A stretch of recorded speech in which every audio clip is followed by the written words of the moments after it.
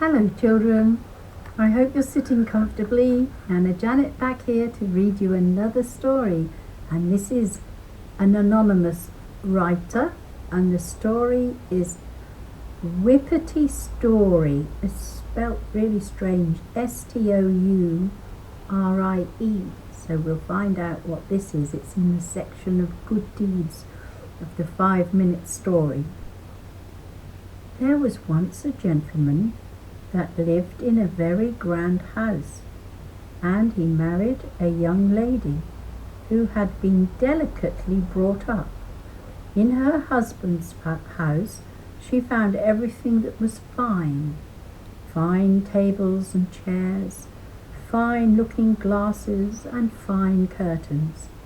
But then her husband expected her to be able to spin 12 balls of thread every day, besides attending to her house. And to tell the truth, the lady could not spin a bit. This made her husband cross with her, and before a month had passed, she found herself very unhappy. One day, the husband went away upon a journey, after telling her that he expected her before his return to have not only learned to spin, but to have spun 100 balls of thread. Quite downcast, she took a long walk along the hillside till she came to a big flat stone, and there she sat down and cried.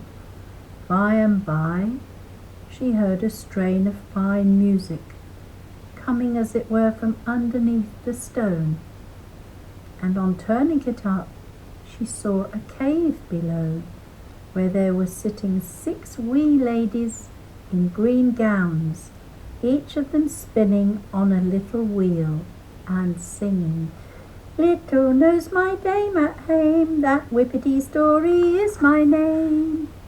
The lady walked into the cave and was kindly asked by the wee bodies to take a chair and sit down, while they still continued their spinning. She observed that each one's mouth was twisted away to one side, but she did not venture to guess the reason. They asked why she looked so unhappy. She told them that she was expected by her husband to be a good spinner, when the plain truth was that she could not spin at all, and found herself quite unable for it, having been so delicately brought up. Neither was there any need for it, as her husband was a rich man. "Oh, is that all?" said the little wifeys, speaking out of their cheeks alike. "Yes," said the lady, her heart like to burst with distress. "We could easily quit ye of that trouble," said the 3 wee women. "Just ask us all to dinner for the day when your husband is to come back. We will then let you see how we will manage him." So the lady asked them all to dine with herself and her husband on the day when he was to come back.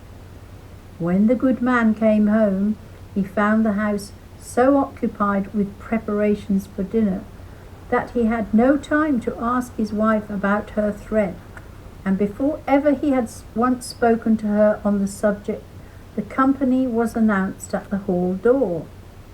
The 6 fairy ladies all came in a coach and 6, and were as fine as princesses, but still wore their gowns of green.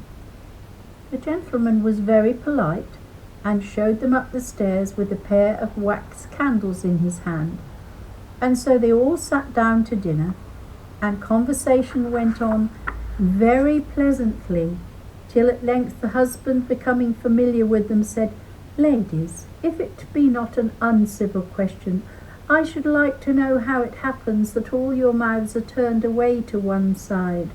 "Oh," said each one at once, "it's with our constant spinning." "Is that the case?" cried the gentleman.